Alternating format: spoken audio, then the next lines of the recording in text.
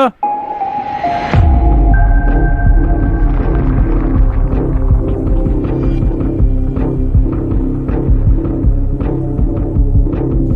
fear that the only way to stop those possessed by the spirits of the book is through the act of bodily dismemberment. Whatever I have resurrected through this book is sure to come calling for me.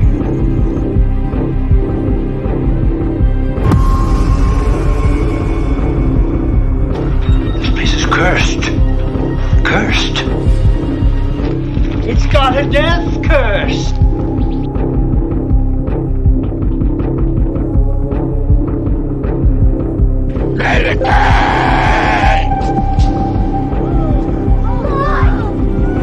He wants you too, Malachi. Oh, you're so cool, Brewster. I can't stand it.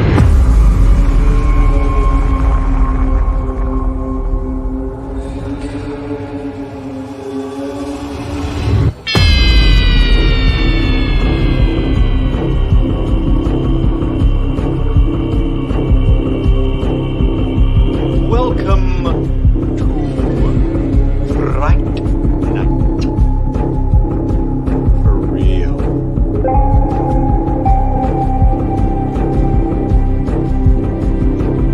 They're coming to get you, Barbara. Stop it. You're ignorant. They're coming for you. Look, there comes one of them now.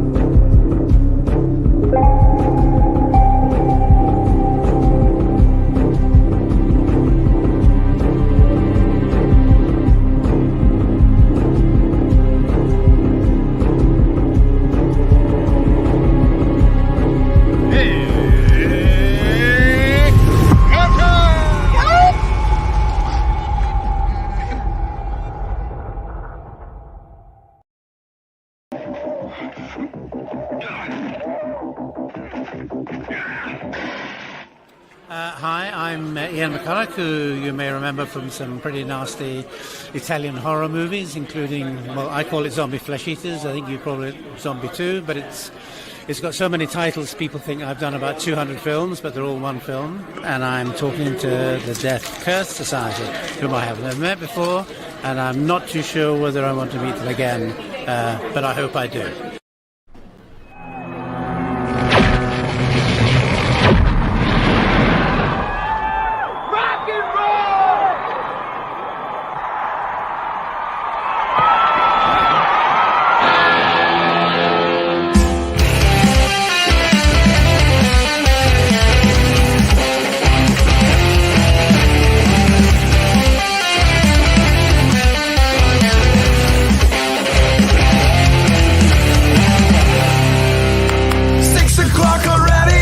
Just in the middle of a dream,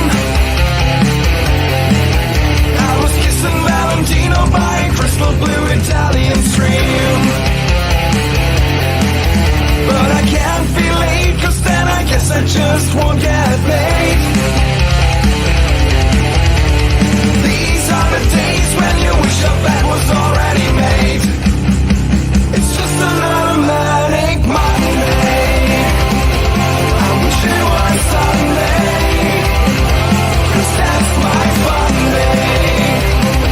I don't have to run day.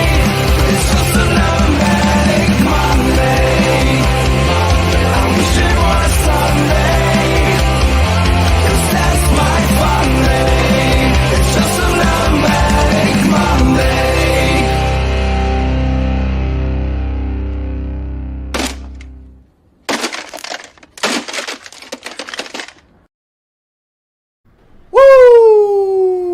Welcome to Death Curse Society, ladies and gentlemen. We are back, and we're back in our home studios, all of us this time, which is nice. Time. All right. And we're on time. We're super on time. Bam!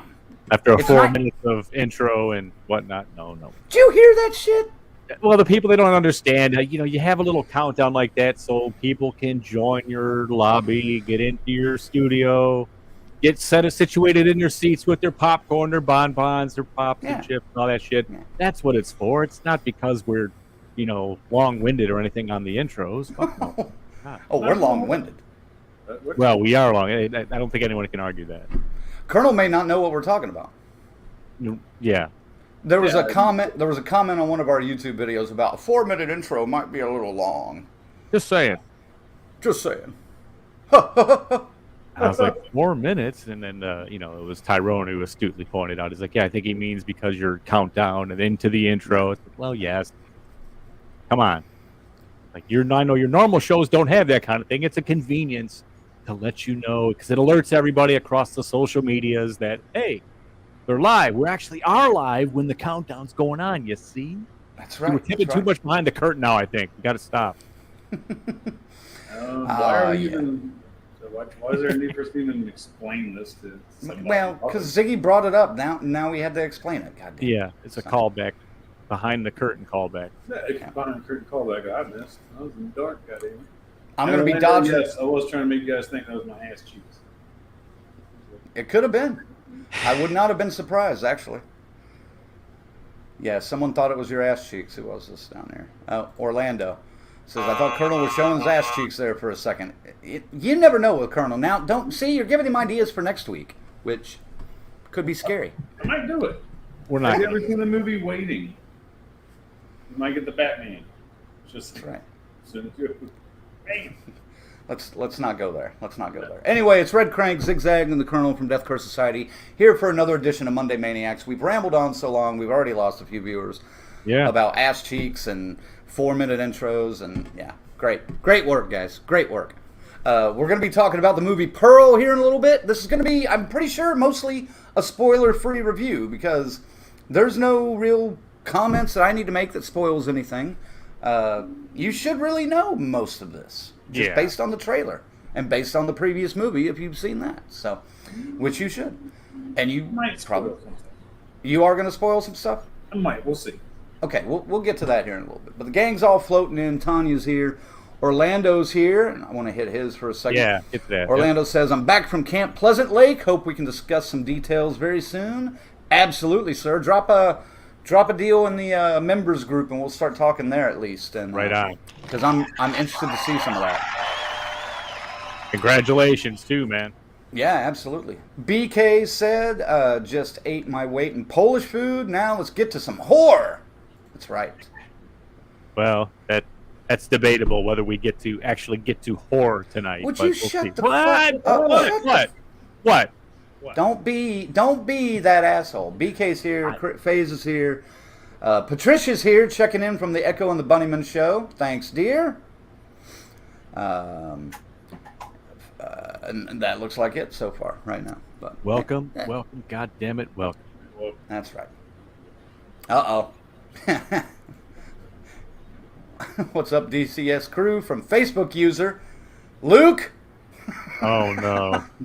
Damn it, Luke. Suspended again. Yep. And see, even the rest of the fans know. 7 Does on here, and he says Luke here on the band like usual. Oh shit! No. Oh no, it's Alaskan. Man, Oh, what you do, man? What the hell did you say, Alaskan? That's amazing. Son of a But, bitch. Steve, can't say nothing, man. Guys, you need to watch what you do on Facebook, man. Zuckerberg is out to censor your shit. It's crazy. Twitter. Anyway, guys, I'm finally back from Horror Hound. Right. How are you guys? Are you guys settled in yet?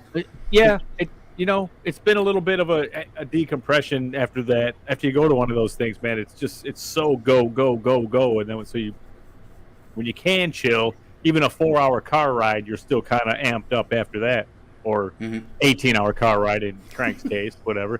But I did take the week and reflect, and yeah, man, I mean, fuck BK, Thomas G. Waits. Got to talk to him about the Warriors for a little bit and stuff. It was amazing, stuff like that. Yeah. We got an ID from him too. That's pretty cool. But I mean, I appreciate what he was trying to do, but boy, I'm going to have to chop the shit out of that to make any sense out of it. It's all right though. It's great to have him anyway. It's great to have him. But yeah, dude, we talked Warriors and it was cool. Yeah. It was cool. Yeah.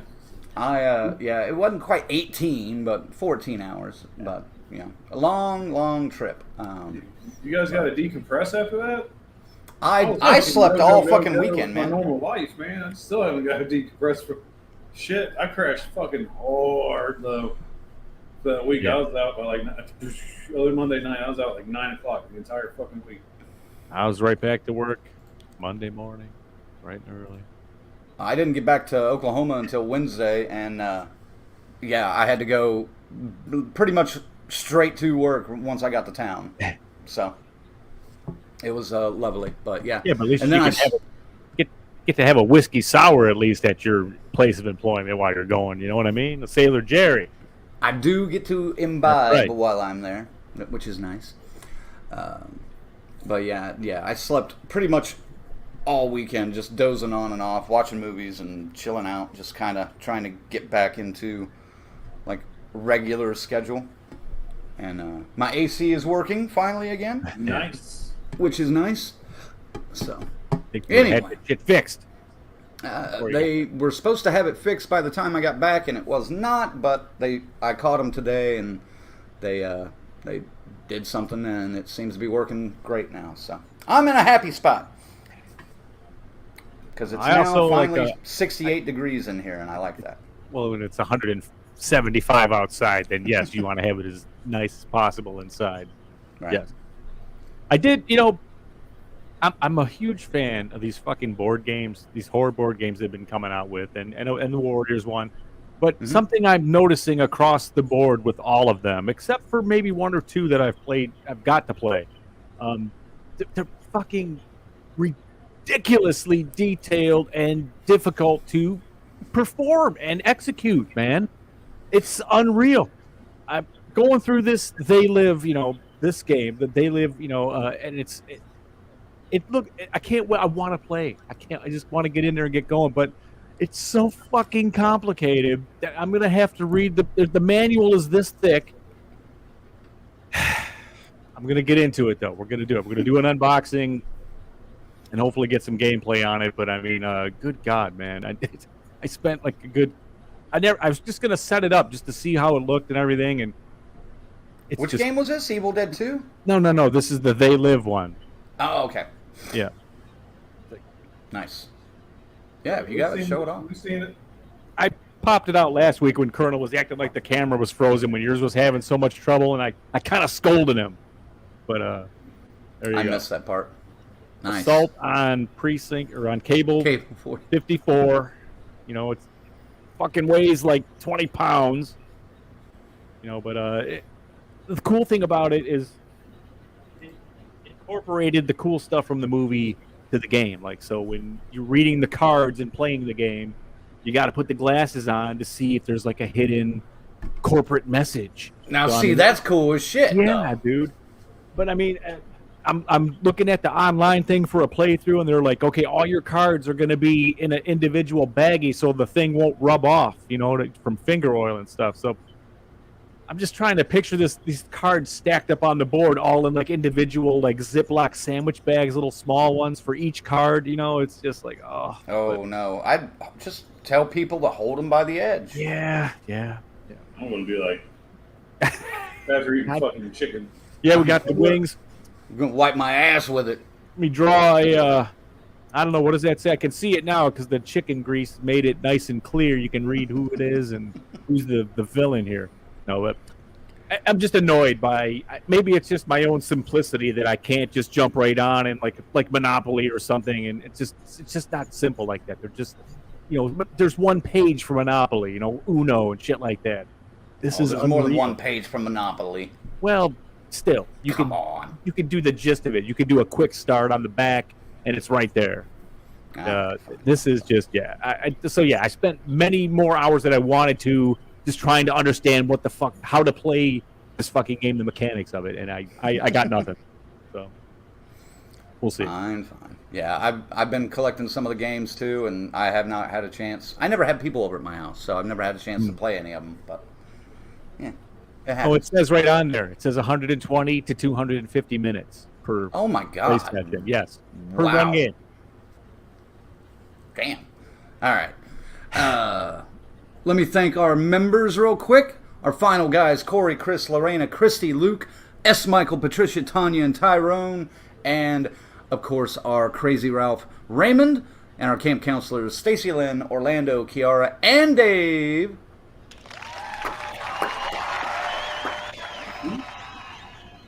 That Raymond is nuts. That He's guy, great, though. He is amassing a impressive autograph stash. His damn self. He's got some stuff, man. That's like, wow, dude. Pretty good. If you guys want to figure out how to become a member, head on over to our website at deathcursesociety.com. Hit the join button, and it'll lay out the details. You can pick which level you want to be. It helps support us a little bit. It's a lot like Patreon, except we don't use Patreon because Patreon takes too deep of a cut out of every donation that you give. This way we get a lot more of it. So we appreciate all you guys for helping us out, and you get hooked up. Always man. looking for more. You get to look at the stuff before anybody else. You almost get like you're the quality control before we unleash it to the general public. You know what I mean? You can actually say, you know what? And you're forgetting the best part. I mean, you can't get it now, but for our members, you get pretty exclusive fucking shirts. Oh. And even the shirt of Borderhound. Yes.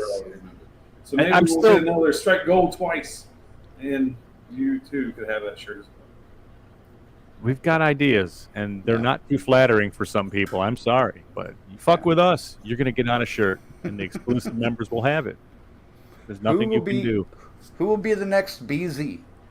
That's the thing. I now know who represents him too. It's the same folks who represent Dana and Ray. All right. No, it's that season, so, and I know Ziggy brought it up before we went live, but we got to do it. I'm sorry, guys.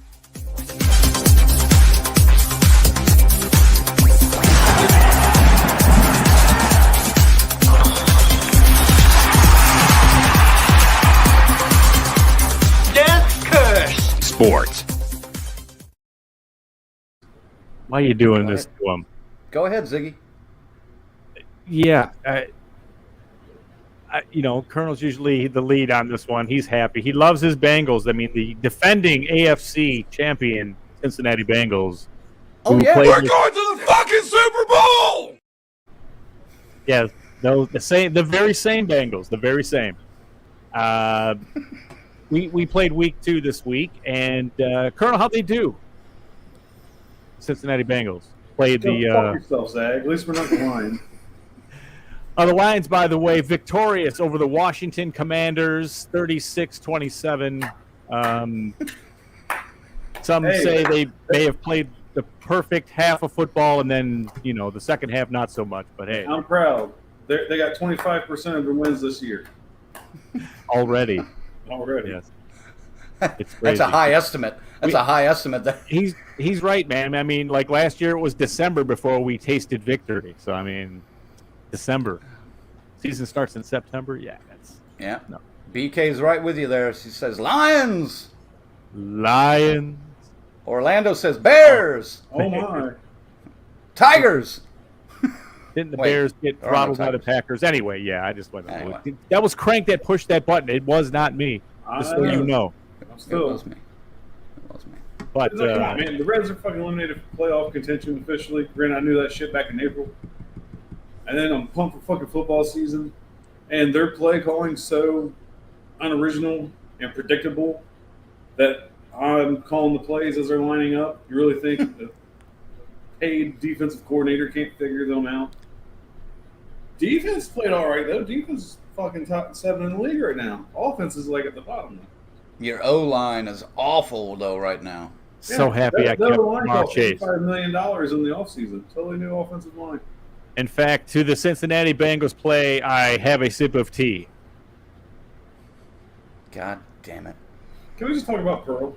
All right, yep. That's enough sports.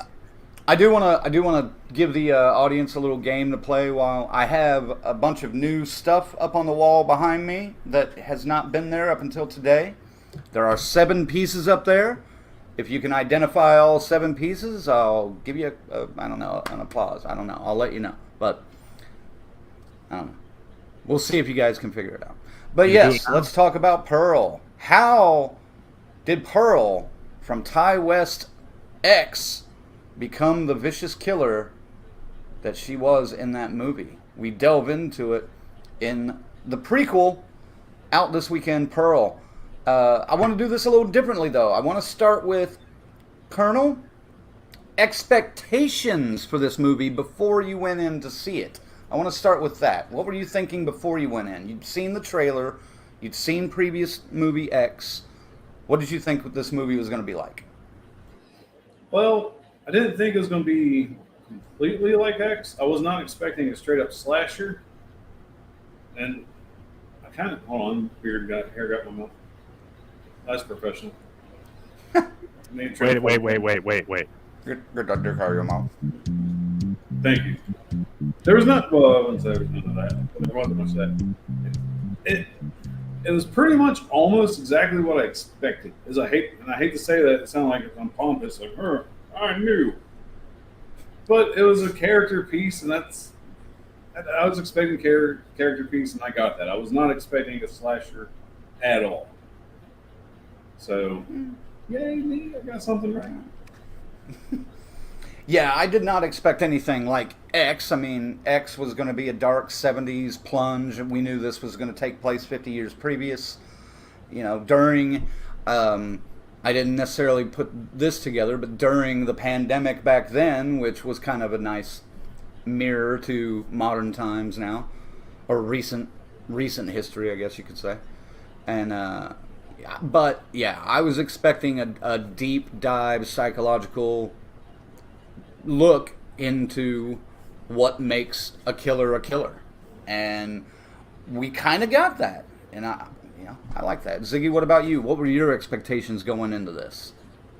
I was amused at the trailer at first. I was like, oh, okay, look at this. It all looks like Dawn with the Wind, the way the trailer rolls out. It plays like an old school trailer from back in the day, like that. But did I expect the whole film to be shot like a film made back in the 20s or 30s? Fuck no, I didn't, man. And that's exactly what they did. And so but that's what Ty West does. I mean, he did House of the Devil in what, 2010 right, or something like that, but it was filmed like a 70s piece, and it looked like that.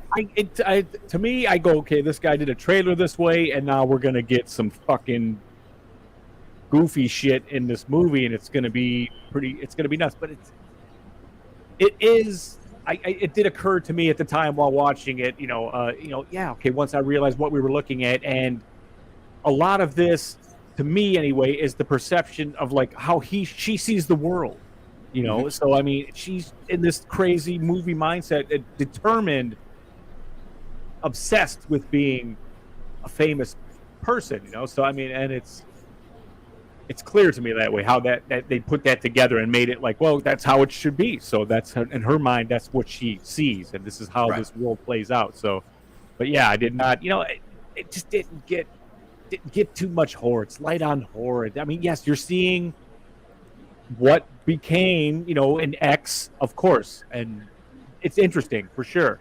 But yeah, I just don't know. I don't know, man. Now that there's another one coming after this one, and. Mm-hmm. I don't know, man. I obviously will go see it, but I did not enjoy this one as much as I did X. I appreciate it, but this is a fucking art house movie in the finest terms, is what it is. All right, well, okay, it looks like Ziggy's already kind of led into his first impressions already, too. So, Colonel, what were your first impressions of Pearl?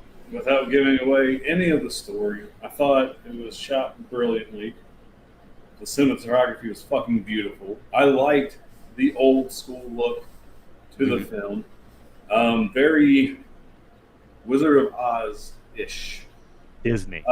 Which I really dug. There's some parallels to it, like some Easter eggs. I was like, oh, okay, that's shot. So I thought that was great. The score, the acting, I dug it. He says light on horror. I say it was the right amount of horror for the story. We'll dig into why. I will say it. I'm saying that. A different kind of horror. Was that he said? More, yeah, it is a different kind of horror. Yes. Yeah. Well, and Ziggy says light on horror. I would go so far as to say, if I was to say anything negative about this film, I would say late on horror, because a lot of it does happen in that last act. But and that could be too. It works for the story. It could be too little, too late for my taste, you know. But I'm not even shitting on this movie. I'm just saying, you know, it's not it's yet. Just, you're not. Definitely, it's interesting. You know, I mean, just watching and fuck Mia Goth, man. I mean, Goth is she's something. She's something to see. She's one that you got to watch. I mean, she's got Scream Queen written all over if she continues to go with this, you know, and this kind of thing. But she's got some fucking chops, man. The crazy chops are sharpened to a T in this one. Yes. Yes. My expectations going in, like I said, were not like I thought we were getting a character piece, and that first impression, that is exactly what we got. This was not necessarily. This was a different kind of prequel. I'll put it that way. I want to hit this comment though real quick because I want to ask him a question. Peter's here. Says, what the fuck is up, gents? I heard it was a horror fairy tale similar to The Wizard of Oz. Go Dolphins! Yeah, I kept thinking like Disney movies. It feels like an old 70s Disney movie or something. The way it looks, the colors and stuff, you know. But Wizard of Oz, absolutely. Yeah. Well, and that's what Colonel said. Wizard of Oz kind of connection. Peter, I wanted to ask you. I hope you're still in there. I wanted to ask you how the Connecticut Horror Con was. Let us know in the comments. Sorry we didn't make it to that. Hopefully, I'll be able to talk at least one or maybe two of these gentlemen to commit to going to Scarefest. I'm trying to do the math. I have had a minor setback in the math that I found out this morning. I'll talk to you guys about after the show. But I should still be able to do it if one of these guys is going. So I've got like 3 drum sets for sale, man. So if one of them goes, that's kind of the difference maker for me. Fair enough. To move some merch here first. And I want to bring something else up later on. Remind me of this Wizard of Oz thing and ask me about it, because I saw something today on Facebook that really pissed me off, but I want to get to it. There he is. Let me hit this real quick and then we'll move on. Peter says, it was great exposure. I just gave away the $200 Roseblood mask. I will be at Scarefest. They might show Roseblood. Would love to see you all, even Colonel. Hey. We'll see how the Dolphins Bengals game goes, buddy. In 2 weeks. Yeah, and the Dolphins got my my OSU guy, Tyreek Hill. Well, my Oklahoma State guy. I don't want to confuse OSU and Ohio State, but they got my guy Tyreek Hill up there now, and that guy.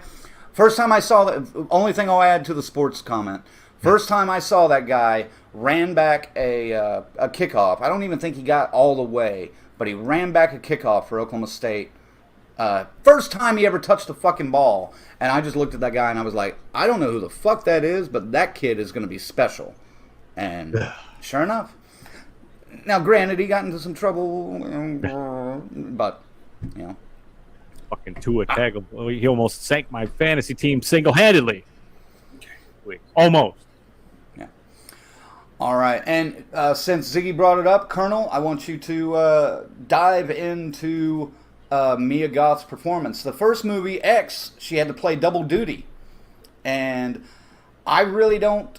I mean, since the character of Pearl in X was so much further in age, there wasn't a whole lot of similarities, you know, character-wise, as there was in this movie, because it was 50 years previous. So, what did you think of her performance, and how did that affect the film for you? Her I think she did a great job. I can't say her performance was just as good or better as it was in X playing double roles, but her character kind of reminded me as a more upbeat, more innocent Maxine, as we remember from X. Mm-hmm. So I feel like it really wasn't too much of a stretch for her to step into the role of a younger Pearl. Like I said, she did a great job, and boy, does she play Psycho fucking well. And I will also say, without giving any details away, I've never been more jealous of a scarecrow in my entire life. I was one lucky scarecrow. Ooh. Yeah. What about you, Ziggy? Did the role sell it for you?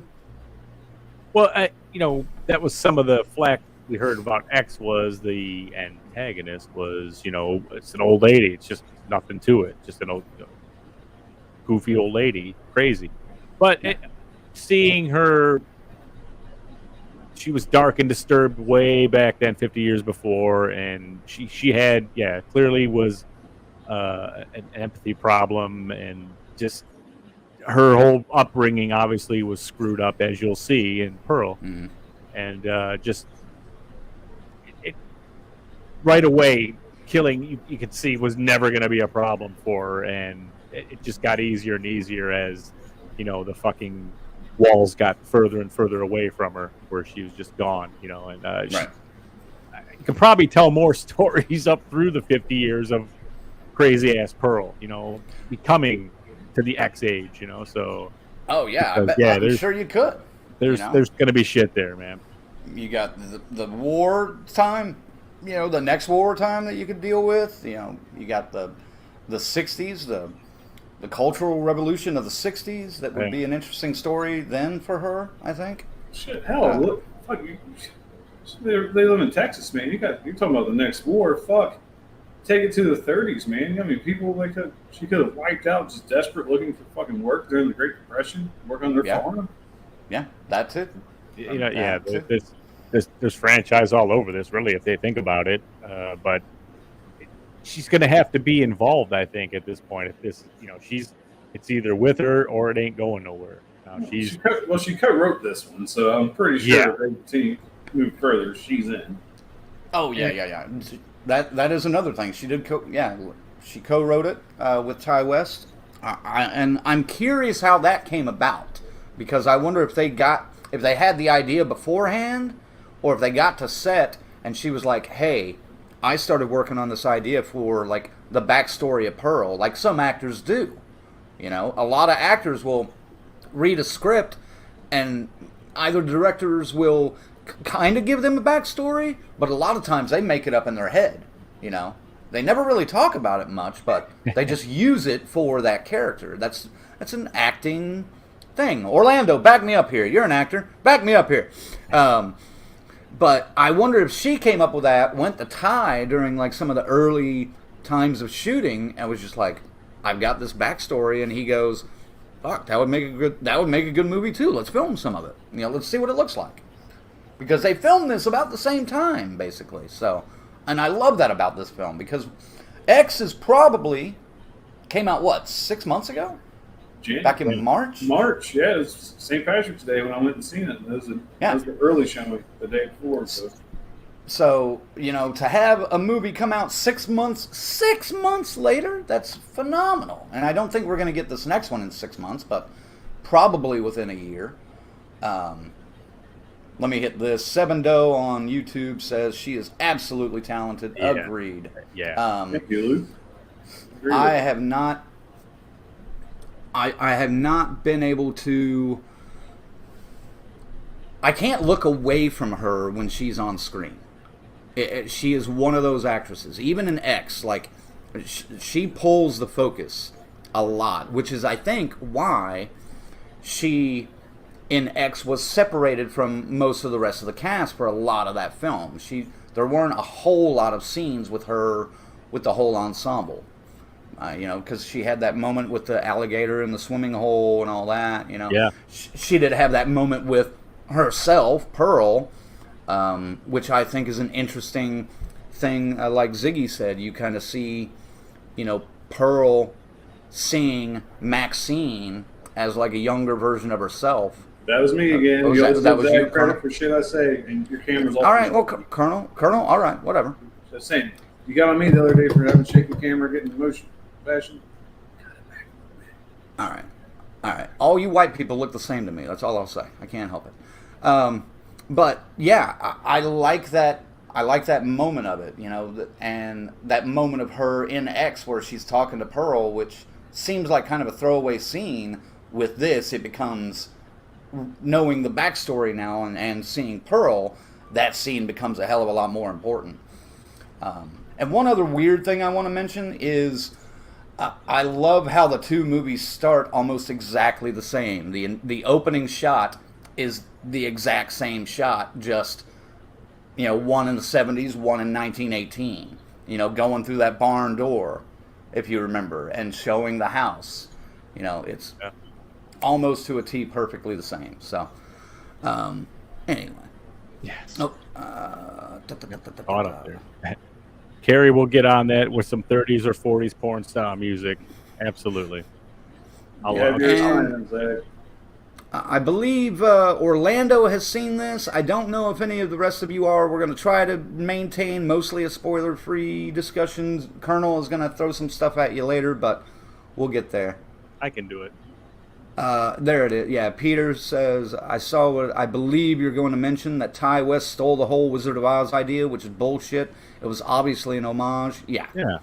Well, I don't think the post I saw was necessarily saying he stole the Wizard of Oz, that he just steals his ideas from every other movie, which I highly disagree with. I think Ty West is one of those, you're going to see similarities because there are no completely original ideas anymore. But, very few, I should say. But I think he puts such an original twist on a lot of his stories that it He's helps. shooting these modern stories, even though telling old tales with classic styles, though, and antiquated styles of shooting. So I mean, no one else is doing this, so yeah, it is original that way. I mean, but what you get on the other end of it when it comes out, it's gonna be it's art housey this time. But I mean, it is. It's not bad. It is not bad. It's definitely, you should see this if you liked X at all. You kind of need to see this. Oh, absolutely. Yeah. Well, X was art housey. Would you not agree with that? I agree with you completely. But it was a lot more, dark. Like that way, it felt like a fucking movie like that. It felt like more of a slasher than this one does. Well, would you have wanted? See, I don't think I would have wanted to see Pearl shot in a mostly dark, depressing kind of way. I really don't think. I like the fact that the juxtaposition of her emotional and mental breakdown was set against such a brightly lit background. And again, I'll go back to it again. I think that they tried to create how Pearl sees the world. And it's so happy. It's absolutely like a movie playing out, like an old fucking Gone with the Wind style movie playing out with the fucking stupid soundtrack in the back. It's what I mean. That's what I mean. It's absolutely, and yes, but from that, it's brilliant. That's what I mean. And saying it's art house isn't necessarily a bad thing. You guys jump right to me thinking that it's a bad thing, and I'm not. Yeah, because you're the art house basher. But I'm not saying that, and I'm trying to defend it. You guys are one spectrum. But you guys came out always the quick gate to so dismiss. negative on this. Get him, Colonel. I'm just saying, you set us up to think that I said I'd liked X better than this. How is that setting up anything? Because you set it up like you absolutely hated it. Like, oh my I god, didn't- light on the horror. Light on the horror. That's what I remember. And I'm not wrong. Get him, Colonel. He ain't got nothing to say. Shut up. Sit there and I got more to say than you. fucking brush your beard. All right, Colonel. So, real quick, Jump in. The picture, and did you not notice how dark inside the fucking house was? That was her prison. Everything else is bright and beautiful. That house was dark as fuck. They were lighting it with candles most of the time. Yeah, they were lighting that house with candles most of the time. So her escape was going to town. Her escape was the movies, I mean, she had... If they would have just... If her mom could have lightened up a fucking hair and just supported some of the shit she was saying when she didn't seem like she was over the edge yet. she probably would have been a normal fucking person, But no, everything was so God. She's so resentful of the husband situation and the fact that it's well done. It's a good fucking movie. Okay, I can say that, but I mean, it's just it's a different kind of horror. That's what's going to be the theme of the night. Yes. BK says, haven't seen either. Should I watch Pearl first? No. I would highly recommend watching X first and then going back to Pearl. I disagree. That might not be too crazy of a move to do it like that either. Why would that? I think it would take away some of the surprises from X, though. Yeah. If they were to do that. I mean, he's going to see that character, though, and she's kind of somewhat she's almost like a mannequin when X starts out. She's just kind of there. And then starts, you know what I mean? Just getting involved with everything. Yeah, I can see it both ways. Watch X first. Just do it the way it was meant. That everyone had to do it with, and then you'll have the same perspective. Orlando says, saw Pearl yesterday, and it was hotter than a church hymn book on fire. Yeah. That's a good way to put it, actually. Colonel, yes. Any other performances in the movie that particularly drew you in? I know it's hard because Mia Goth sucks up all the air and the energy around in that movie, but anybody else? I can't remember the actor's name off the top of my head, so I apologize. But the on-screen chemistry she had with the projectionist, I thought he did it. David Cornswet. Thank you, yes. David. Yeah. I ain't going to try to pronounce his last name, and it's Cornswet. But their on-screen chemistry is fucking great. Well, especially the scene in the barn where he's, where, like, dude, that's no spoilers yet. Just listen. You can see the moment where the switch flips from, I mean, not her, I mean him, where he's kind of like, all right, fuck this bitch, to he's generally scared, and it's fucking great. That is absolutely where I was going to go, Colonel. Exactly where I was going to go. And like you just said, at first it was, I'm going to fuck this bitch, and then, then it was like, oh, fuck this bitch. Yeah, this bitch, I don't need this nonsense. Yeah, this is, she's a liar.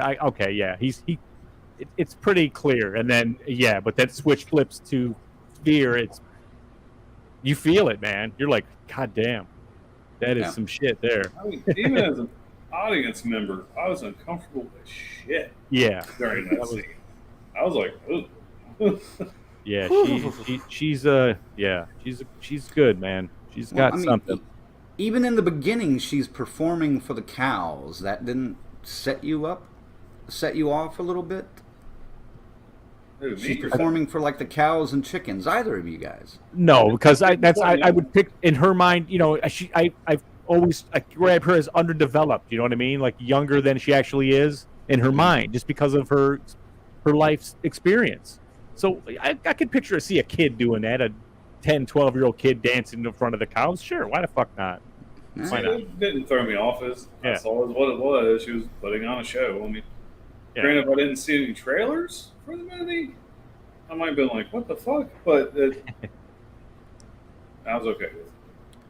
So you both were impressed with the projectionist, it sounds like. I'm going to go with Matthew Sunderland as her father. Pretty much a silent role, but holy shit, effective. Again, you can read. When he needed to act, it was all, like, right there. One eye, he could concentrate it to. One eye, and projected his emotions, and it's good. That was pretty impressive. It was fucking fascinating. That was so good. But, that was the one that finally got me to kind of take focus off of Mia Goth's character for a little bit and switch to somebody else. Everything else was like locked in on her.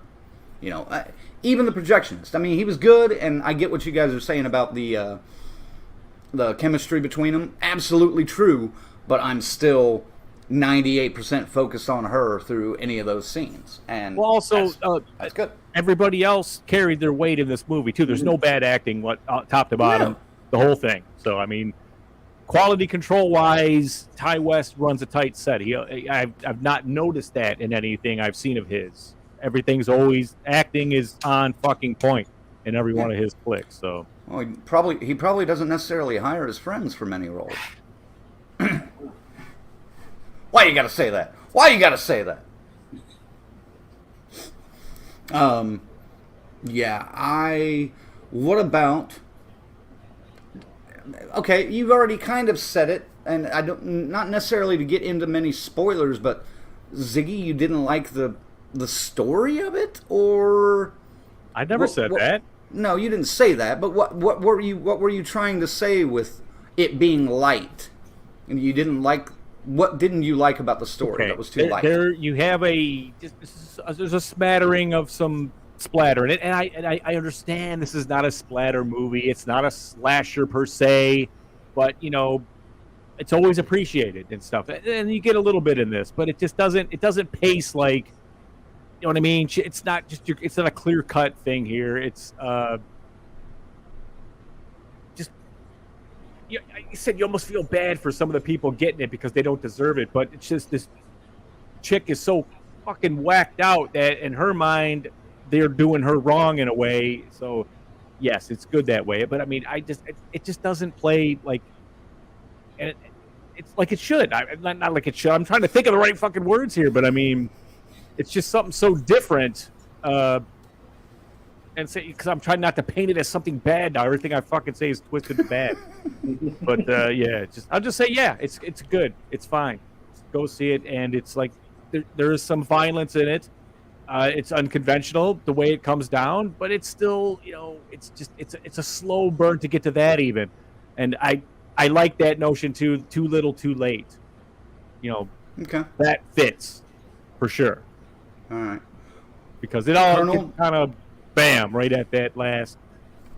Even you're already into that third act when shit starts going like that. So, but personally, I like that build up because you see that decline of the character just throughout the movie, just slowly right. going. Every rejection, she falls a little more, and then that last act is like the. Again, I'm not saying it was a bad the mountain thing. climber on Price is Right. Right. I would have, we could get a pitchfork here and an axe swing here, and no one needs to know about it. Just between us and the audience. That's all. That's the kind of stuff I'm looking for. That's all. Not saying they're wrong with how they did it. I'm not. Ziggy wants Evil Dead style blood thrown at the camera in every movie. Then nobody does it anymore like that. Yeah. Colonel, what about you? Story wise, did you enjoy it? Yeah, you kind of took the words right out of my mouth, but I still want to repeat it. I love the story. Yeah, it's a slow burn. It's a very slow burn. But like Crank said, it's a slow descent into madness. And there's a very good omen to a slow descent to madness that the majority of the audience will pick up as you see it slowly rot on the front porch as she's getting crazier and crazier and crazier. And I love that tie-in. I was like, oh, that's fucking wonderful. It's to me, it was perfect. And light horror, yes, because it took so long. Yes, and it was only in the third act. You really got death and blood. But also, for the story, it fit. It was the first time. No one's good the first time they do anything. So I wasn't shocked at the low level, if that's what you want to call it. I mean, towards the end, it was like, whoa, fuck. That was cool shit. I mean, but yeah, I was okay with it. It fit. Okay. Now, X, when, slit dude's throat and fucking, Don't Fear the Reaper's playing, that's fucking great. I did not expect that in this movie, so. Right. Well, you didn't expect that in X necessarily either when it first started happening. No, but X turned into, like Zach said, and we all agree, it turned into a slasher. Fuck, hell, they showed the trailers. I thought it was going to be a paranormal fucking movie. Yeah. Right. I didn't know what it was going to be. Right. But that was kind of a shock, too, once you found out, So I mean, that's really the only bad thing I can say about Pearl is I liked X better than I liked Pearl. I mean, that's really the only negative thing I can say. That's really negative if that is a negative. I liked X better than Pearl. Yeah, but see, and I mentioned this before the show, before we went live. Right. That's literally like comparing Rocky 2 to Gone with the Wind. I mean, you can't compare those two movies. It is and it isn't because it is the same characters. Same arc, the same circle. It's in the same universe. It's in the same universe, but yeah, I understand. I agree. It has to say that the way they shot that is shot like a fucking the 70s one. The X is shot like a grindhouse 70s movie. That one was shot like Gone with the Wind, Wizard of Oz, 100% with the big scopes and everything and the bright colors. Yes, I see that. I mean, but also the main character of X was a different character. I understand it. It's still the same arc, though. Okay. It's the same 50, 70 years apart. It doesn't matter. It's still the same circle as far apart as it is. But that's what I'm getting at. I liked that story better than I liked the origin story of the antagonist of X. Let's see how well the audience knows us psychologically. Orlando says, I think what you're saying, Ziggy, is that you expect more victims regardless of being a backstory. That's yes, a little bit, because it seems like she still has her hope and her dreams are still alive. She's not willing to cross that line per se to be full on insane or what she becomes. I almost said something that would have fucked it up. But definitely, yeah. I would have liked to seen a little more of that. But I get it. It does play into the story. It's not like I'm not getting the story. I understand it. I'm just saying, maybe it's not my kind of story like that. That's all. And Carrie says, maybe it's slow to represent Pearl's life as she sees it. I mentioned that too, from her perspective. That's how she sees her world, as a movie being shot kind of like that. I 100% could get behind that. 100%. I like what Colonel said, though. Her life inside the house was dark. Her life outside the house was bright and colorful, and that's a great example. She got no reassurance. She got no real love, it looks like, from whenever things got that way with Dad. So I mean, that seemed that was the big change in with everything that was going there. Right, Peter, I got you. Unpopular opinion. I was getting ready to hit it. It is. No. What he's saying, unpopular opinion, is Mia Goth's looks 1 to 10, a 5. Mia Goth's sex appeal 1 to 10, an 11. I think that's what he's saying is an unpopular. Yes, opinion. I'm saying, but his opinion of Mia Goth. It's not. You know what? She looks like a gnome or an elf or something. But I still think she can act the fuck out of crazy. I mean, that is some of the craziest crazy I've ever seen. No, she's one of the most perfect for like that Girl Next Door cast right now. I would have walked away from somebody like that. You know what I'm saying? That acting out like that. And you'll see it eventually, folks. But I mean, that's the kind of crazy. Yeah, you would change directions. I don't know about that because you send us videos from somebody just like this all the time. Dude, believe me, if that was like that, man, I wouldn't ever mess around with anything silly like that. You got to be crazy. You guys are crazy. I'd be like, all right, let's see where this ride goes. My dumbass, but okay. Just don't film me. Don't film me. I'm just saying, this chick's foaming at the mouth when she's screaming at somebody, and her eyes are bugging out of her goddamn head, dude. And it's like, okay, you need a fucking Pall Mall and a fucking Corona and just go relax. A bourbon. Yeah. All right. I guess this. Daddy's medicine, though. Yeah. 11. Yeah, she was hitting that. I guess this will be the spoiler portion. Because I know Colonel has something that she wants to say. So, if you don't want it spoiled, I know, right? I heard that. What? You said something she wants to say. She? I didn't say she. You did. She did. Okay, well, whatever. something they want to say. How about that? But this may be the spoiler portion. If you want to ditch, ditch now. Oh, hello. Hello. What's up, D? Yeah, I'll just say D. I didn't get to mess with that. What's up, man? Welcome.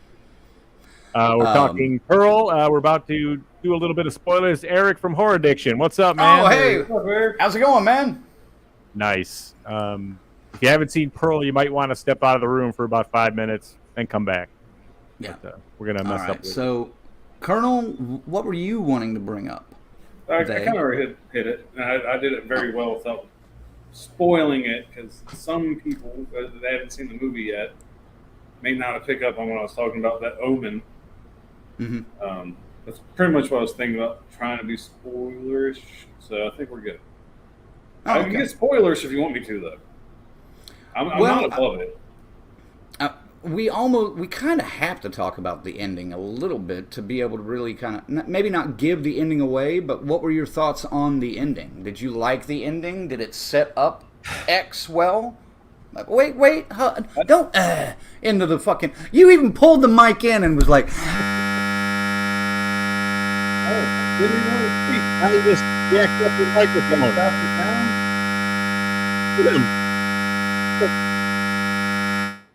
Thank you. I had to mute you, Crank, because your microphone's buzzing. Go ahead, Colonel. Oh, that's Cranks. I thought you hit a fucking sound button.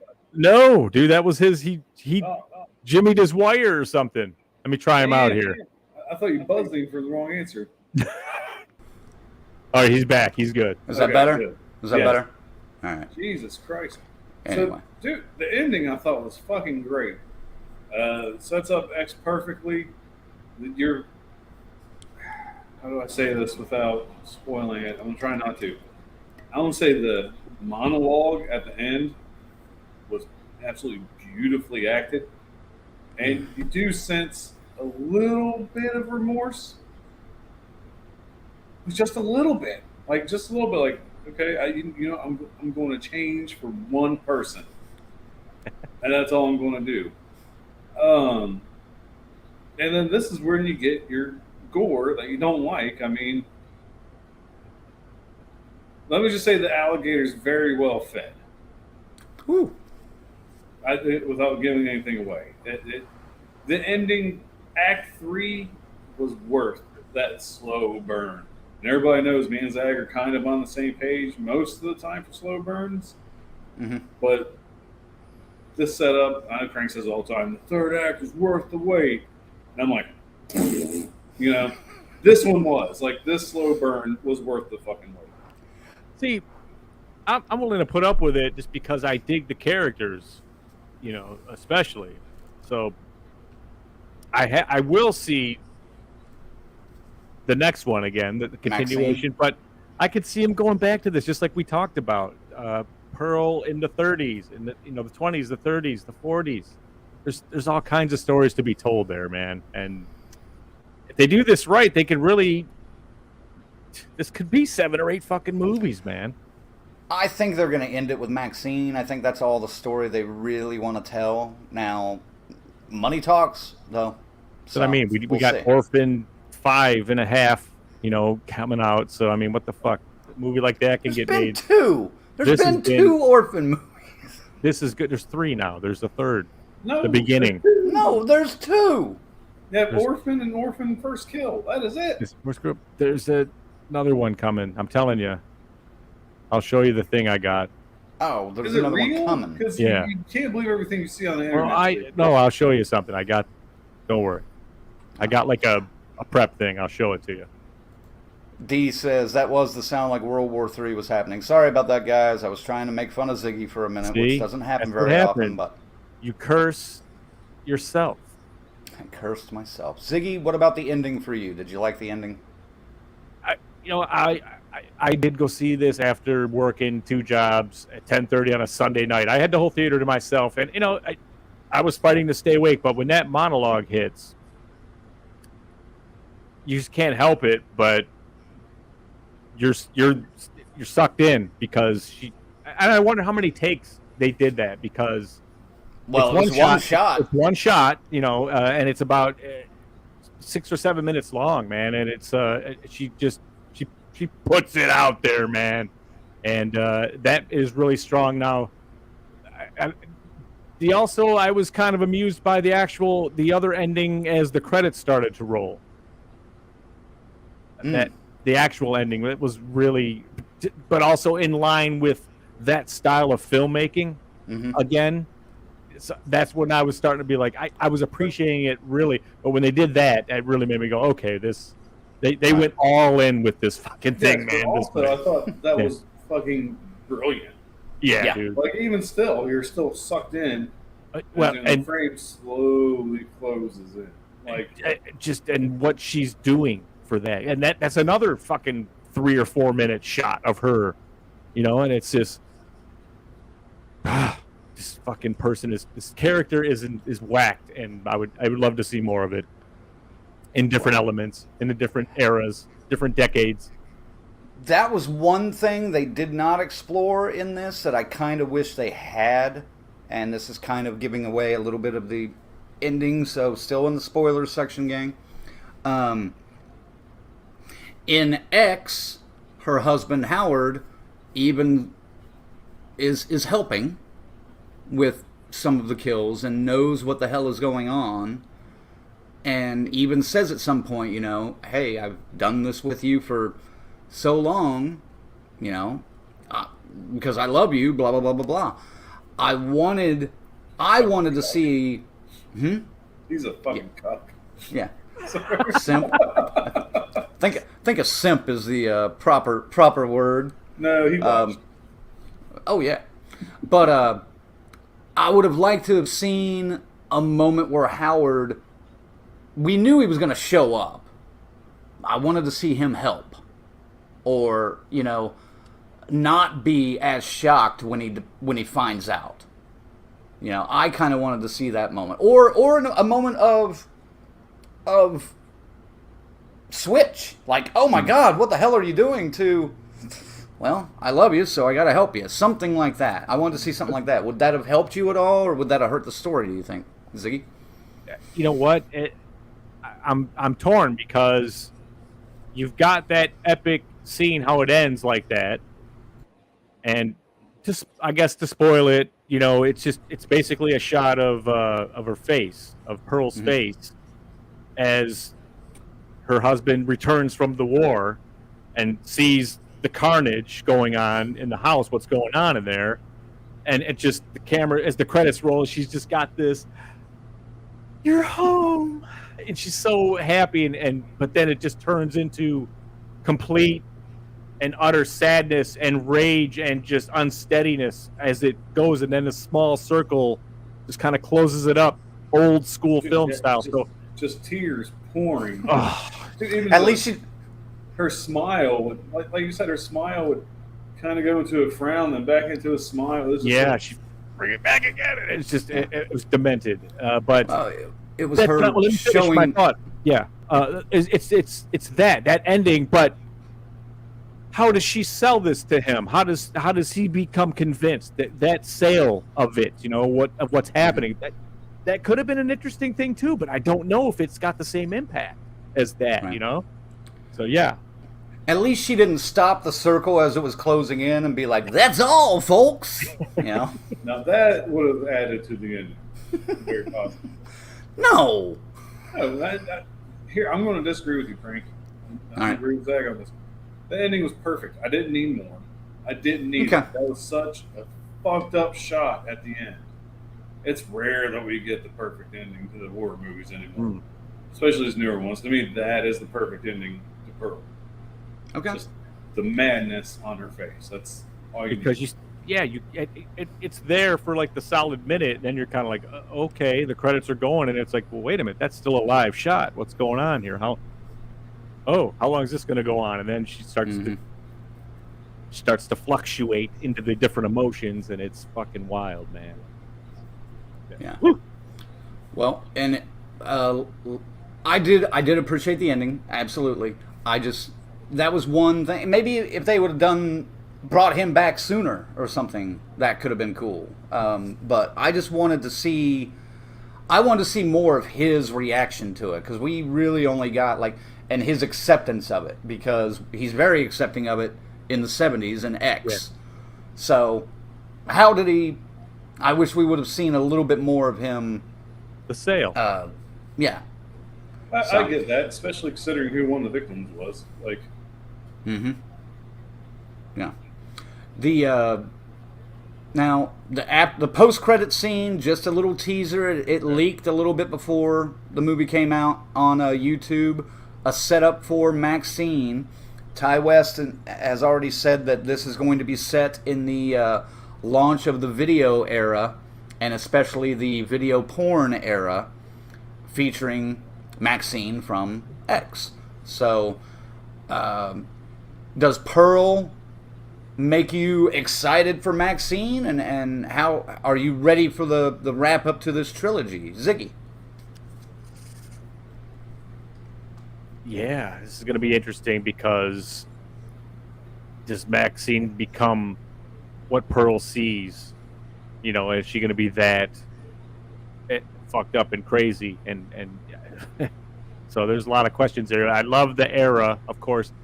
That's hot right now. Doing fucking 80s, mid 80s, fucking anything is hot. So, and yeah, that's I can relate to it again, because you know I was there in the 80s and stuff when all that shit was breaking out, so I'll be able to... He had a lot of video porn. I did have a few. We all did. It's just what you did back then, man. You know, you had to have a couple of tapes, and you'd put it in the one that said, you know, so-and-so's wedding that never got touched, you know, then you'd pull it out, it'd be, you know, backdoor number 12, amateurs, whatever. I don't know. I pulled that out of thin air. Out of my ass, so to speak. Oh, I'm sure he did. Yeah. Oh boy, there it is. Sorry. Yeah, but I think this could deliver as well, because you know, fuck, that whole time was debaucherous anyway. So this is gonna fit right in. These people, these characters should blend nicely into the neon of the 80s. But is Maxine going to devolve into a killer as well? Because she was just kind of basically doing it to survive in X. Is the world of video porn going to swap her, Colonel? I most definitely fucking hope so. Because, like I said, Maxine reached the level Pearl always wanted to be at. For one, before I even get into all that, if this movie doesn't start up with a fucking where it says tracking and all the screws and that finally gets clear, he fucking failed. Okay, that movie's a failure. The trailer did. I know. That's what I'm saying. The movie fucking has to. But this last one, it has to. And, yeah, and Pearl. if I don't get a scrambled screen at least once, I'm gonna be very disappointed too, because that will take me back to my childhood. But yeah, I just have a feeling that Maxine, we know she can kill if it's survival. But we're talking the porn industry, man, in the 80s. There's going to be some sleazy shit going on behind the fucking scenes that's going to just trigger that fucking killer instinct in her. And who knows, maybe her fucking dad finds her. And that's what triggers it. Preacher dad? Wow. Interesting. Yeah. All right. They did kind of make motion of that. They made it obvious that preacher on that screen at that time. So, well, yeah, he showed off a picture of her. Yeah, said my daughter was taken into a world of sin. So that makes sense. But I think this guy, he is gonna exploit everything he possibly can that is 80s, like the video distortion and all that shit. And I expect to see tons of fucking neon. And the song they picked too. I mean, he's like, "Oh my god!" Oh man. my god, the Animotion song. Yes. Oh, dude, that was great. Well, Obsession. Yeah, is that going to play a part of it? Is she going to be a famous porn star? Is it going to be somebody obsessing over her? She has to be a famous porn star, man, for this to work. Or is she going to be a struggling one? Well, they're all struggling. I mean, that's what they get paid to do. I'm sorry. I'll shut up. God damn it, Colonel. Anyway, thank you. So, I really don't have a whole lot more to really talk too much about this movie because I don't want to get too far into it. I want the audience to go see this and let us know what you think. But score 1 to 10 or 0 to 10, Colonel. We're gonna start with you. 0 to 10, fucking 0. You know how light it was on the board. Don't act like Ziggy right now. Just joking. 0. No. Like I said, it's beautifully acted, beautifully shot. The score is fucking great. The story was great. And when we did get some kills, I was satisfied with the amount of gore. One scene in particular I thought really made up for lack thereof. To Zach's point, he's right. It is a little light.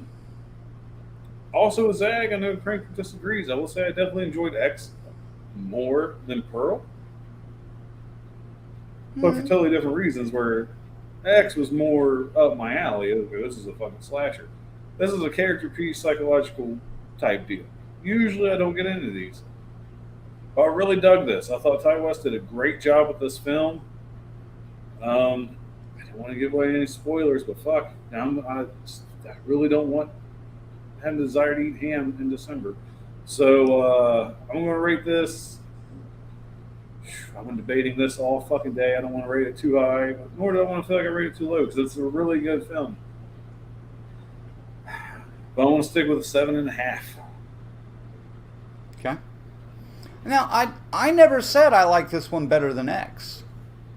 I'll say, well, you're saying you can't compare the two, where outside was Zach, same universe, you can't. Okay. Two different movies. Yes.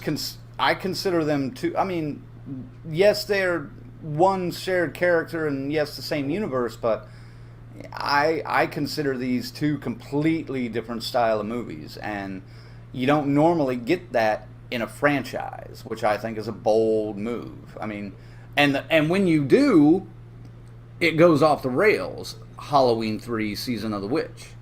I'll use that as an example. They went kind of off the rails with that, away from the the formula of the franchise, and it got lambasted in the day.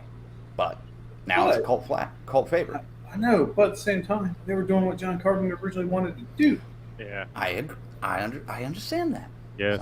So, Ziggy, what about you? Score 0 to 10. Yes. Well, I love these characters. I think this universe that's been created now is strong. It's fascinating, like the car accident you can't look away from. But I don't know if I like this style of going back and doing these old style shots and soundtracks like this. It does work here. It's interesting to see something so crazy painted upon something so pretty. So, to say, but I did like X better than this, and I got a feeling Maxine is going to probably be more up my alley too. I don't know why. I'm thinking. I did appreciate this origin film, and it does deliver, man. There's plenty of cringy, disturbing moments for you in it, but for me, I gotta score it less than X. I have to, so I'm gonna give it a 6. Keep it at that. All right. Want to say I think this is our new friend Bella. Hello, Bella. Bella, giving us a wave. Hello, dear.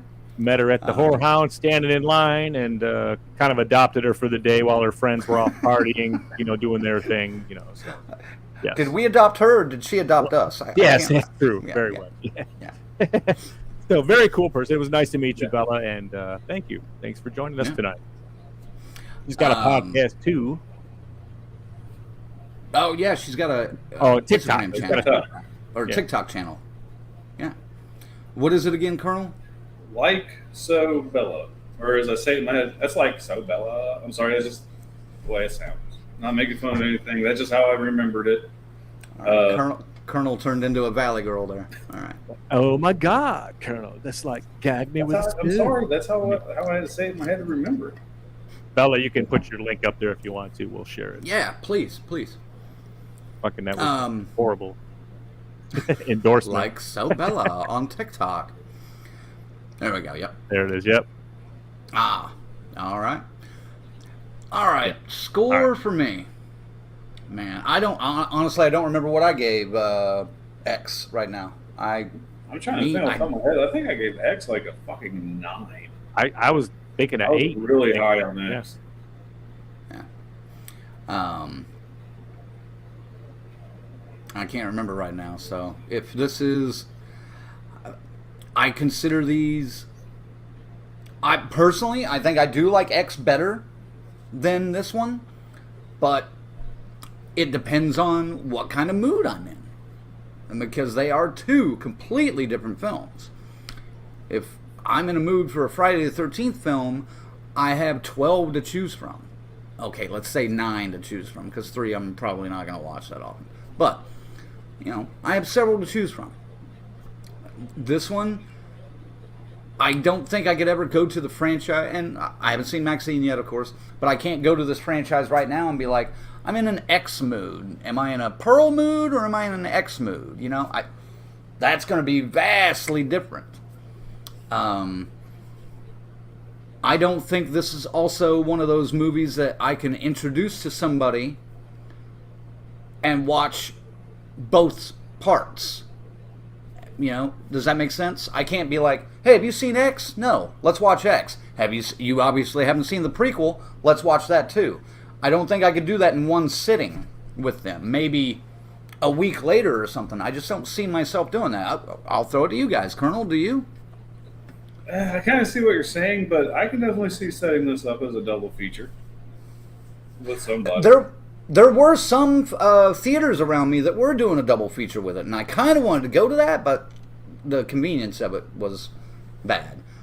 But I don't know. This would be an interesting double feature to sit through with an audience, because I don't know how the audience would react. They may, especially if they're like Ziggy, they love X, and then they get to Pearl and they're like, oh, fuck, this is boring, an hour in, and they bail, you know? See, the only only regret I have about Pearl is I wish I had taken my 20-year-old nephew to see Pearl with me instead of X, because at times I got really fucking uncomfortable sitting next to this dude, and he's just staring at me like, fucking brought me here. You fucking pervert.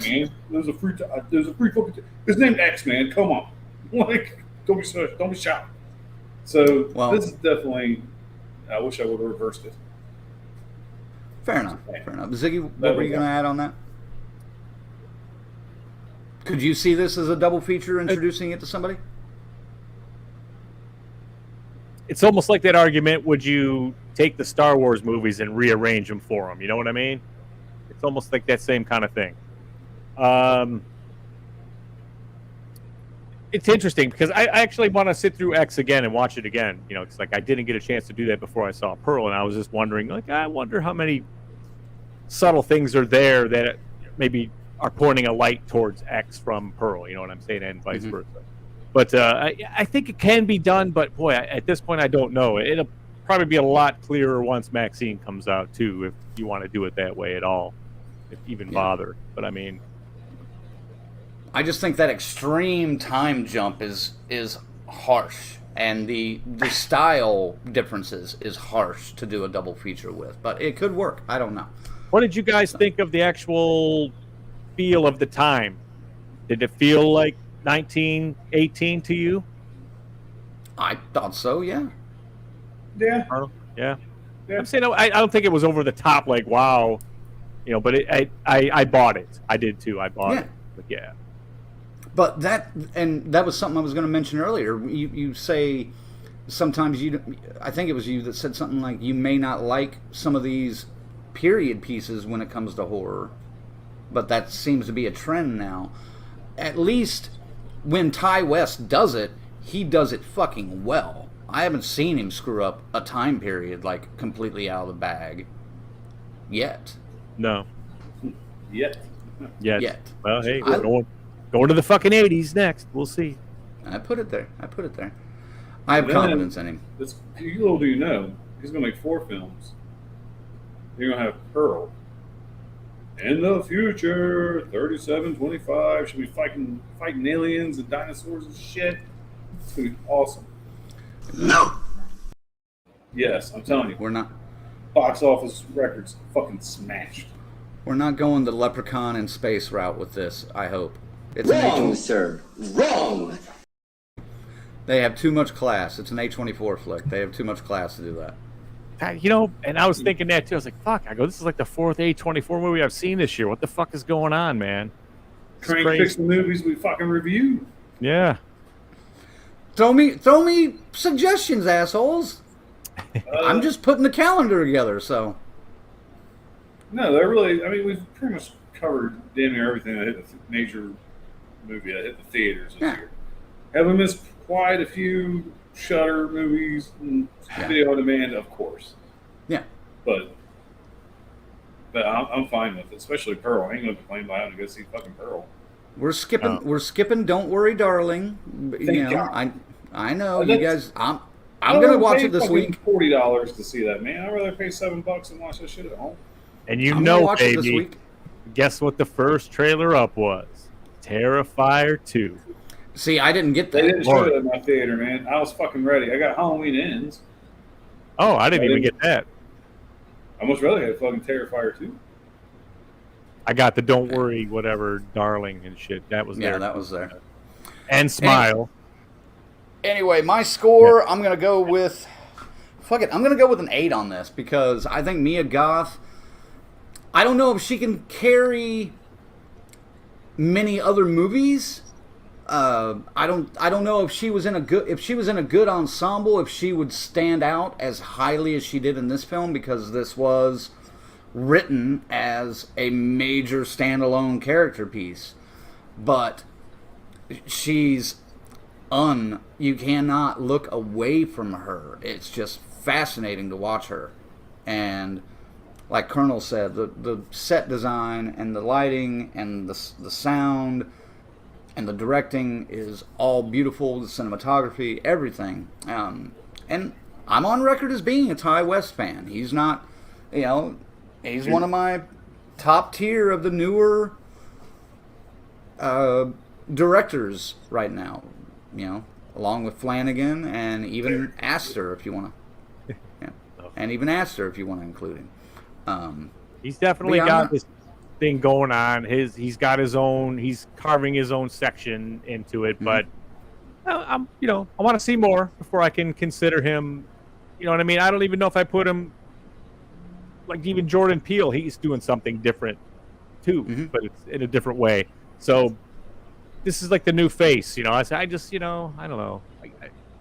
I know I'm the old guy that's a purist that loves the 80s stuff. I always will be, but I do think we have some potential here to have some great, disturbing, scary tales to be told as we continue on here. As far as Mia Goth goes, well, she's got another movie coming with it, but I mean, if she doesn't work out and she can't cut it, I mean, hey, there's always, there's always porn. There's always porn. She's already got the name. I mean, step right into it, I think. Be fine. Mia Goth, man. All right, so an 8, a 7.5, and a 6.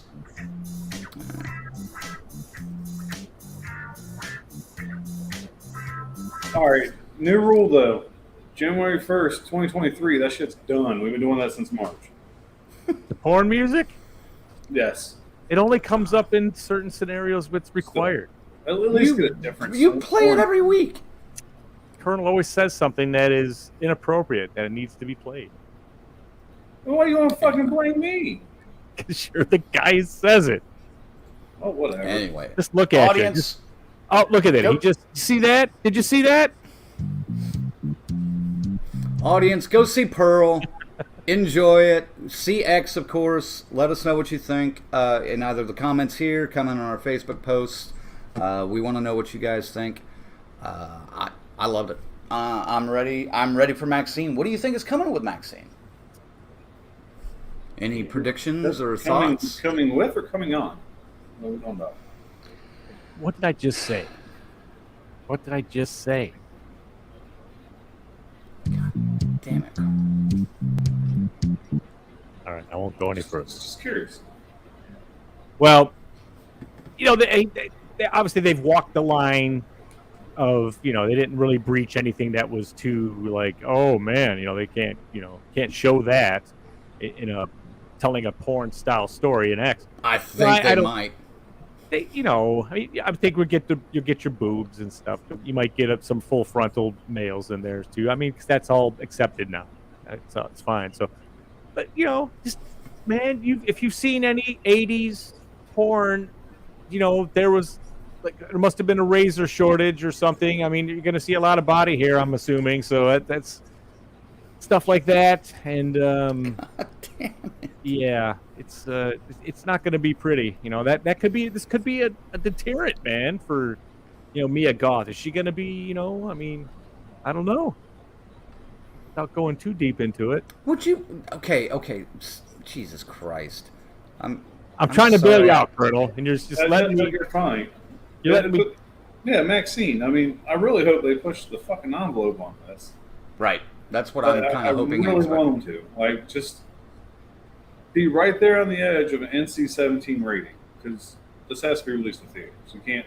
There's no way you can cut it. Just be right there on the edge. All right. Just a lot of blood, a lot of boobies, a lot of bush, a lot of dick. I don't care. I just want it right there on the fucking edge. Colonel wants to be walking out of there saying this. What a dick. In a different way. Hey. Good. Good Lord. What else can we talk about to kill a little time before we go? Yeah. Were there any funky topics that came up that you've seen lately? Well, we can finally say that this coming May. Oh, you're going to drop that bombshell already? Something new is going to happen. Yeah, but we might be there as civilians for all we fucking know for this one. So, I mean, which is fine. I'm excited for the one guest that's headlining the whole thing. So, yes. The DCS is making its trek to the, what is it? Deep in the heart of Texas, man. Deep in the heart of Texas. Irving, Texas. And I was trying to think of the song, you asshole. Texas Frightmare Weekend. We are coming. It's official. We're coming down, baby. And the one and only, one of our great white whales we've been chasing around, and he's finally coming to a con that we're going to be at, the great and powerful John Carpenter. And we're going to get him. We're going to meet him. Yep. And get denied on any kind of IDs, any pictures, anything we won't be allowed to do. Yeah, there won't be anything, you know, but it don't matter. We're going to meet him, and it's going to be cool. You'll meet him. We'll see him. We'll see him. Fog out signed up. Hey, I got the spy pen, man. I got the spy pen, so we can. Oh, definitely bring that this time around. Yeah. Yep. It is official. We are coming to Texas Frightmare in May of 2023. We can't wait to see some of our Texas fans that we may not have been able to see yet. It's going to be a fun time. The VIP tickets for that event sold out in 4 minutes. So 4 minutes. And then they crashed a couple of the hotel websites when they started unleashing those, which is fascinating. Yeah. So just wow, Texas. And you know, I joined. We're in the group. You know, we're in the fan group and everything. So I mean, just seeing 2 hotels booked everybody, and all of a sudden for 3 days sending back rejection letters, going, "Sorry, overbooked. Sorry." So everyone's scrambling around over there, and it's it's why we kind of had to jump on those tickets, because I think, you know, and we had to secure the accommodations. So I think that shit's gonna be bleak. I just know if I can make it. I don't know about you guys, but boy, I want to get me some fucking tight ass fucking Wranglers, some nut huggers, man. Belt buckle this fucking big of a burrito and a fucking Mountain Dew. Fucking cowboy hat. I'm going all out. I'm gonna get the fucking bolo. It's gonna be fucking sweet. You guys are gonna see the fucking outline my nutsack the entire fucking weekend in those Wranglers. It's gonna be awesome. Please do this. Please do. I know you're not, but please do this. If I do, how much are you guys willing to pay? Because I would do this for one fucking day. That may be a new member perk. Yeah. Well, who knows? I might wear the cowboy shirt, the bowler, and the cowboy hat, and the boots. But I might do the cut-off shorts so I can have my ass cheeks hanging out the bottom. Oh my God! You're definitely gonna want Easy you're gonna want shorts in May Texas heat. Yeah. Absolutely. You guys already seen me fucking naked at my house. Yeah, but that's you different. guys know it's a spoiler for fucking the sizzle reel. Yeah, I but wasn't that's really different. naked, but boy, did I fucking wedge those fuckers up there to make it look like it did. Yeah, BK says this is too much. He's out. I don't blame you, dude. Yep. Tarek says, "Oh, you're going to Texas on my birthday? Well, I guess I can deal with it if JC is going to be there." Hell yeah. I expect JC. him to be such a fucking dick. Oh no! Like I am keeping my hopes. Like I said, if I can make it, then these guys 9%. They know my personal situation, and then the month of May is a little difficult for me. But if I can make it and I meet him, I'm gonna be disappointed if he even says hi to me. I'm like, man, you're supposed to be like. That's how you should go up to his table. Just be like, "Hello, Mr. Carpenter," and see what he says, and then be like, "Wait, I thought you were a dick." I just hope. Watch him go. man. No, that's Tom Savini. No, that's Billy Zane. That's Billy Zane. No, that's Billy Zane. Yeah.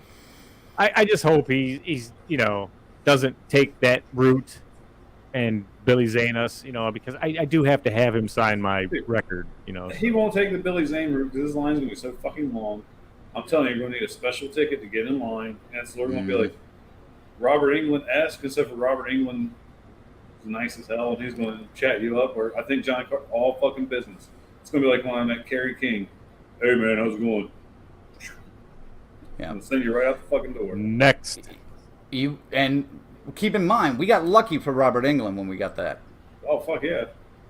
Thank you, Raymond, for letting us know. Yeah. Hey guys, I want to get in line. Tarek asked, "How much were those VIP tickets? They were $200 a piece, I believe, right?" Stop. I was gonna have a joke. How much did they value that? Well, how long's a piece of string? Too goddamn long. Sorry, I'm already getting ready for Texas. God, you are getting the accent already. I love it. I'm trying.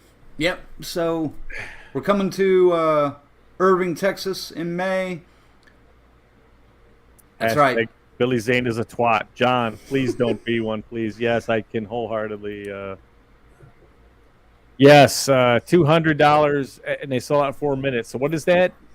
How much is the money? It's like 100. I think I averaged it to like.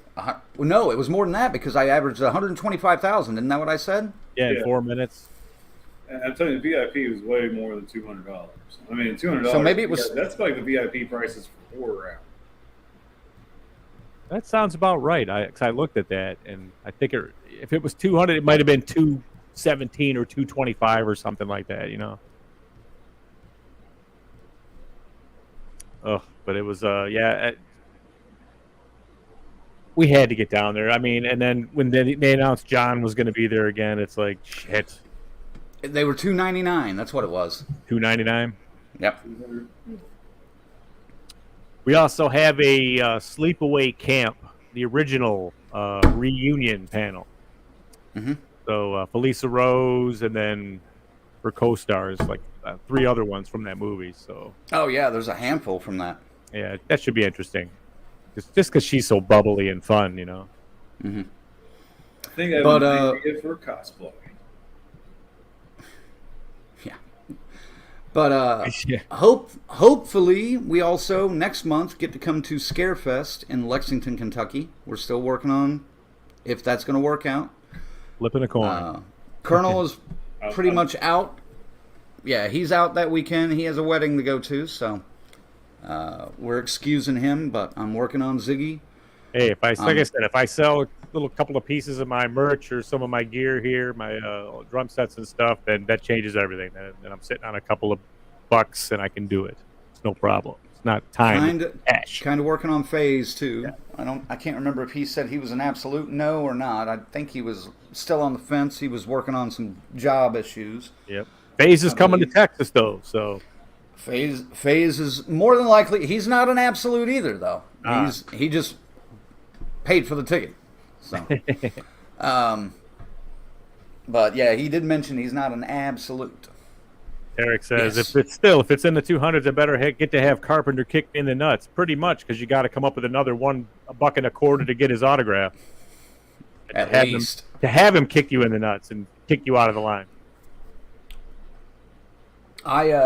Well, I've got the Thing poster that I have to have him sign, and then I've got that Muncie Halloween poster I'm going to have him sign. So I'm taking 2 items.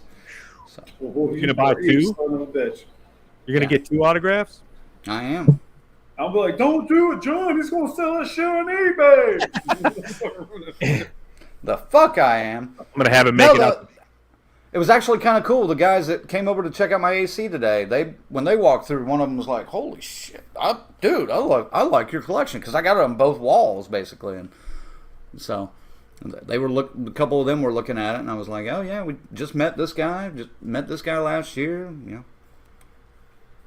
So it was pretty cool. Gary says, my wall of fame.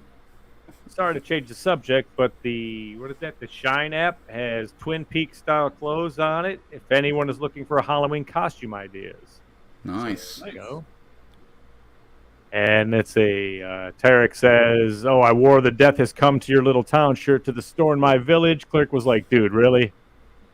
And he's like, he knew he'd take heat for it. Yes, sir. Thank you. The networking. That's it. Wait. What was what happened in the village? Was that the bad? Did a bunch of people get killed there? No, it's like they call them villages still here and there, like little townships. I know, but right? Michigan. Why did he know he was going to take heat for it? Usually, I get compliments when I wear that shirt out. It's probably a little sleepy, where he's over in like mid-Michigan, like kind of in the middle there, where it's a little more rural. Tarek explained that. I'm not quite sure. Okay, all right. The gun. We got his answer. Yeah, they just don't get the reference. It's a pick of a guy with a gun talking shit. All right. I guess, you wouldn't, unless you were a hardcore horror fan, you're not going to know that's Loomis and what the context is of that. You're not going to know the quote. Yeah. Well, they might have thought it was Stone Cold. Yeah. You know what? We should have gave one to that kid. I always regret that, man. We were at Horror Hound in Indianapolis. We actually had a booth, and we were selling the shirts. And this little, 7-8-year-old kid goes, "Dad, look, it's Stone Cold Steve Austin on that shirt you have. Death Has Come to Your Little Town." Who it's of course Loomis, but I looked at it and I went, "God damn, it does look like Stone Cold." It does a little bit. It really does. That's a member shirt. We just put Loomis on there, put Stone Cold. Yep. Loomis 316 says, "I just shot your ass 6 times. There's the shirt right there." Woo! God damn it! I hate you guys sometimes. Gee, Tarek. Dude, let's just go ahead and we might as well wrap this up. This shit is off the fucking rails. I went off the rails with one of those puns. It went off the rails when I said, "I'm not impressed with this movie." Yeah, that was at 8. Oh, excuse me, 8:04. 8:04. Yes. Because of our long-ass intro. Long-ass intro. Maybe shorten it up, guys. Last thing I want to throw out is I'm also solo. Actually, I may be taking a couple of DCS fans from Oklahoma with me. They may go, they may not. I don't know yet. But I'm going to try to get down in November to a con called the Preserve Halloween Festival. It's mostly B-stars, but I want to go down and check it out. And it's in the same convention center that Texas Frightmare is in, so I'll be able to get like a preemptive look at the land and kind of figure out how maybe the con is going to run there. I did look at that one, and I was like, "Oh, it's Texas. Well, not going to make 2 trips." Here's what the guest list is, because you're saying B-stars. Isn't that what the horror convention's fucking full of? No, I mean, this is B horror stars. So, like, the one that I kind of really want to go down and meet is Robin Lively from Twin Peaks. But she was also in Teen Witch, which I never even saw. But, no, I didn't. Don't lie. I don't think I've seen it. But yeah, I want to meet that one, and I think Joe Bob and Darcy are going to be there, and I can't remember who else is there right now, but yeah. If you decide to meet Joe Bob again, you don't have to pay for an autograph. Just I have a message for you to give Darcy for me. Okay. Next time you decide to do an interview with a podcast, come with Death Curse Society because we know our fucking shit. That still pisses me off listening to the last podcast and laugh, man. God damn. God, yeah, that was rough. That was rough. One last thing I want to bring up. On the way back from Cincinnati, we got to kill time, man. We got 20 minutes left, basically. It doesn't hurt to end a little early every once in a while, man. Fuck. On the way back from Cincinnati, I never do this, and I have never really gotten into any of the podcasts or anything like that. On a whim, I went ahead, put Spotify on my phone, and I punched up Danielle Harris and Scout Taylor Compton's podcast, Talk Scary to Me. And I listened to the latest episode, and it was okay for whatever it was. I think it was like 45 minutes or 50 minutes or something like that. And then I went ahead and backed it up to episode 1 and started listening to it again. Now, on this show, of course, they talk very frankly about sex, love, and also horror. And they even at one point started dabbling in a little bit of true crime stuff. And man, I tell you what, I really enjoyed it. Have you guys listened to any of this at all? Colonel? No. No? Ziggy? Yeah, I've heard a few of them. You know, it's like I see her. She posts her clips up and said, "Hey, you want to see how crazy this gets?" And I've been at work. I'll download them and check them out. But I think that's, you know what I mean? They're doing things like we can't really do here because, well, who gives a fuck? They're doing things that they get in trouble for too. I guess there was some stuff recently that they talked about in the last one that they got a lot of flack for, but you know, I think it has to do with the same thing that we deal with on a regular basis, just trying to keep things politically correct in a way. In a way. Well, yeah, I think they were dealing with some stuff like that. But, man, I'll be honest. I enjoyed it a lot more than I thought I would. That's just me. I don't know. She's got the gift of gab, Danielle Harris does. And I think Scout Tyler Compton's a great compliment. They have great chemistry together. Right. Great chemistry together. So, and it helps the fact that, you know, you're both second-tier scream queens, but that was for you, Colonel. Thank you, and I would buy that for $1. Just saying. I think Ziggy missed it, but all right. But yeah, let me know if you guys have watched it or listened to it. I'm considering kind of joining their Patreon. It's only $5, just to kind of throw the Death Curse Society name their way a little bit. Carrie knows it. Danielle Harris don't remember us. She knows. She knows who the fuck we are. Just like I know she knows who the fuck we are, but does Scout. Right. So. Well, I didn't talk to them in Detroit last year. I just I recorded their stuff, and right. I wasn't buying shit. So. Uh-oh.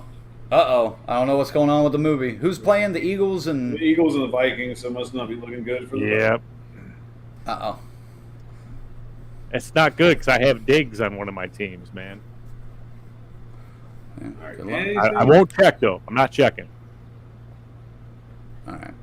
Anyway, check out Talk Scary to Me if you listen to other podcasts. So.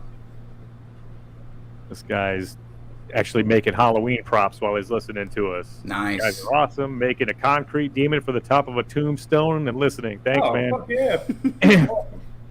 Send us a photo when you get it done. Yeah, I'd love that shit. Fuck, I did that for 12 years. We did a public haunted house for one night, for Halloween night. We'd spend 6 weeks building this motherfucker all around this guy's house. Tents, carports, and yeah, I love it. So please send us anything you got. That's cool stuff. Yeah. I gotta start working on the haunt tour here for a local group too. Are you going to? I'm not gonna say it. Probably not. Probably not. That's all right. That shit looked second rate. I didn't have the heart to tell you that it looked, especially when I did tell you at the con though. I was like, dude, is this what they do at their haunt? This is jinky. Some spirit. It's not even the good masks. It's like the plastic ones. Some of it's pretty good. Some of it's pretty good, but okay, I'll take your word for it. I mean, those masks were like $7.99 at best.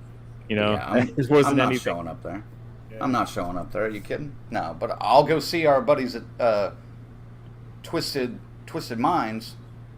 Oh yeah, those guys are brilliant, man. Shit they come up with. And I'll go to the other one too that was right next to him. I can't remember him right now, but I'll go check that out.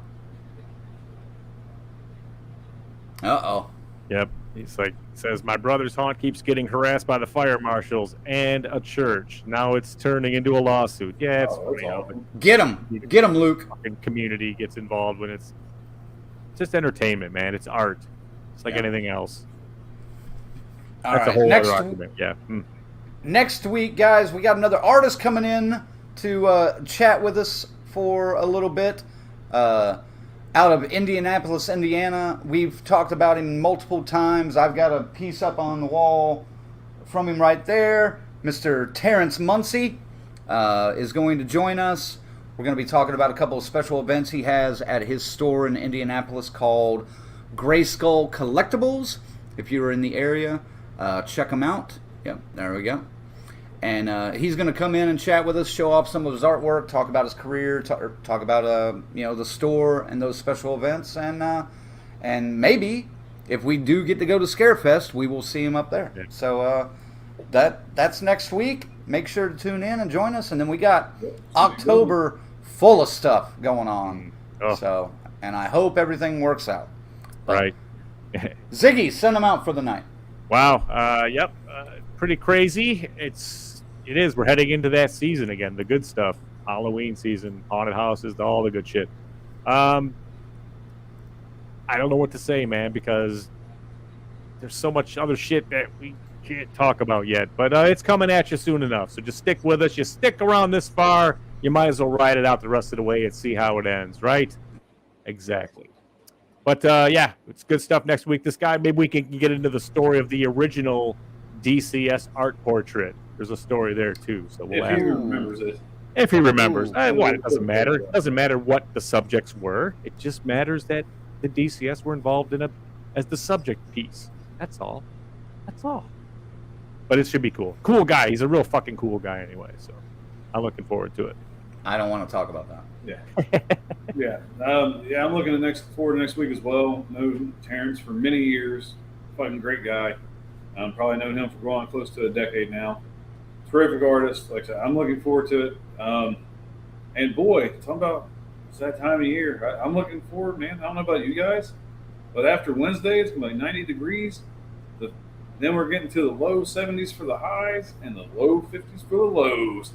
I'm fucking pumped. I'm ready to take these fucking central air units up the goddamn windows and move on because you guys felt it. You sit on my couch in this house a certain time of the day. You're going to smell like Scuba Steve, but we don't have summer's eve. And don't get sick. Wash that dick. Maxine would appreciate it. You know how hard it was for me not to play the porn music there? Good Lord. Yes, Carrie, you can. You can start decorating your house. You have the DCS approval. By the way, Tarek, if you're still watching, email me. We need to talk. It sounded like you had some ideas for us. So, isn't that the guy? Yeah, that's him. Yeah. Okay. All right. So, yep. Thanks for watching, everybody. Hope you had a great Monday, and I hope your week is even better. And we will be back next week with Terrence Muncie and probably more bullshit shenanigans as usual. You never know what's going to happen on the DCS. Happy Monday, folks. Woo! Oh, sorry. Did you get it? Did you get enough of the shocker in there? All right, good. It's in there.